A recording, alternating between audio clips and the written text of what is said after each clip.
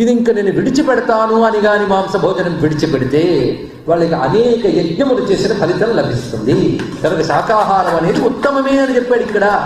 కానీ అది అలవాటు లేనంత మాత్రాన ఏదో నికృష్ణుడిని బాధపడక్కర్లేదు, దానిలోకి వెళ్ళే ప్రయత్నం మాత్రం చేయవచ్చు. ఎంత అందంగా చెప్పి the most practical religion on earth ఏదైతే హిందూ ధర్మం. ఎవరికి వాడికి తగ్గట్టు వాడు వృత్తికి తగ్గట్టు ఎంత గొప్పగా చెప్పారు ఇక్కడ. అత్యద్భుత అంశం ఇది అమాంస భోజనం. దీని చర్చ నిజానికి ఒక అధ్యాయం అంతా ఉంది ఉదాహరణలతో. క్లుప్తంగా ఇక్కడ చెప్పుకుంటారు ముఖ్యమైనది. ఇంకొకటి ఇదే సమయంలో తెలుసుకోవాల్సింది, ఇలాంటి పాటించినటువంటి వారిలో తప్పకుండా సాత్విక ప్రవృత్తి పెరిగి హృదయంలో ధర్మజ్ఞానాలు ప్రబలి భగవంతుడికి అభిముఖత అవుతారు.